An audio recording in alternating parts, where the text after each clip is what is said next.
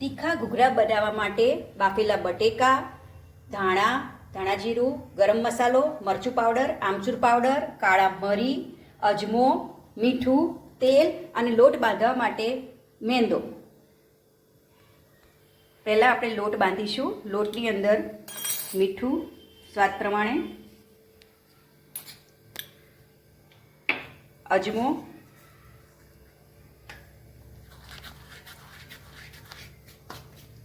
મોયણમાં તેલ નાખીશું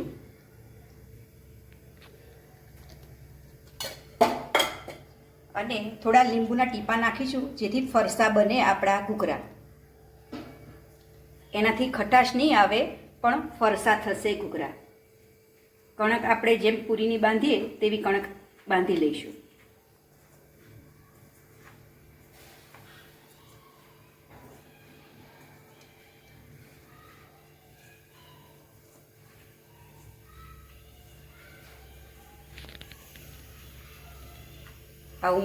આવું ક્રમ્બલી થવું જોઈએ, પછી આપણે લોટ બાંધી દઈશું. હવે થોડું થોડું પાણી નાખીને પૂરી જેવો કણક લોટ બાંધી દઈશું આપણે.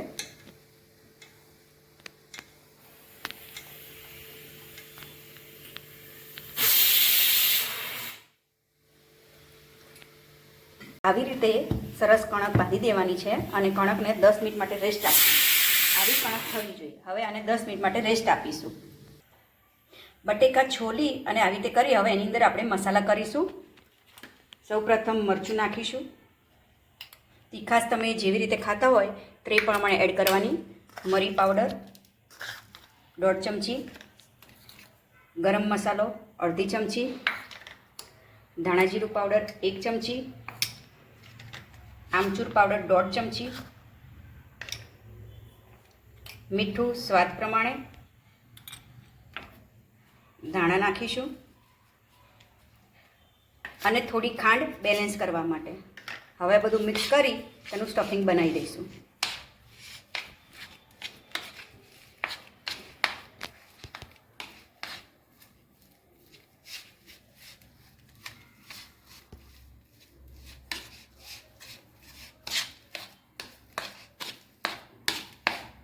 આપણું સ્ટફિંગ રેડી છે. આવી રીતે ગુલ્લા કરી પછી આપણે હવે ઘૂઘરા બનાવીશું.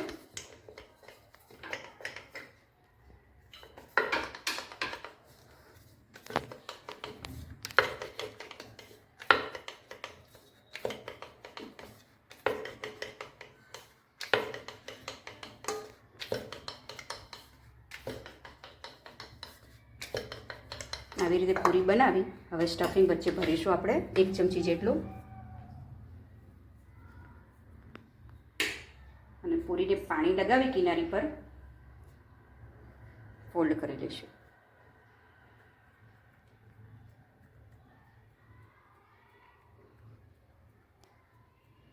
હવે આને કાંગરીનું શેપ આપી દઈશું આવી રીતે.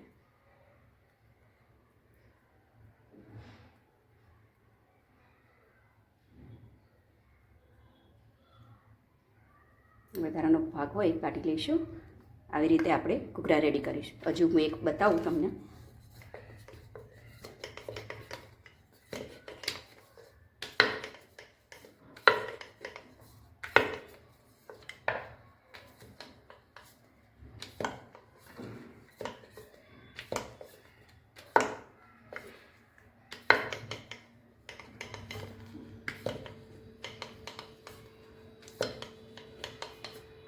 ફરીથી એક સ્ટફિંગ લઈ લઈશું 1 ચમચી.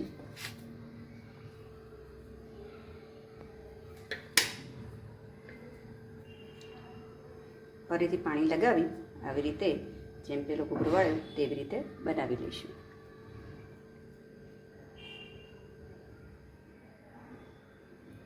આવી રીતે કાંગરી પાડી દઈશું.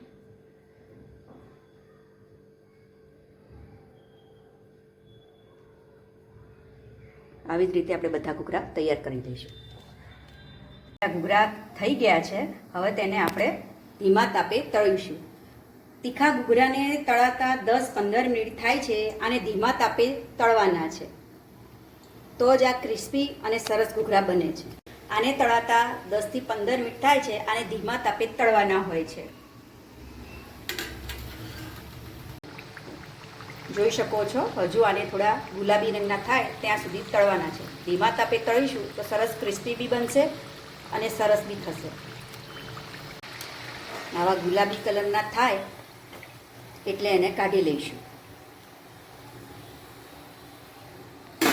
આવી રીતે આપણે બીજા પણ તળી લઈશું.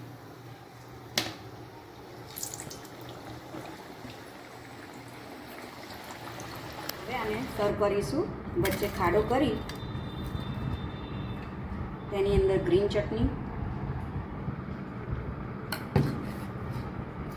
ખજૂર આંબલીની ચટણી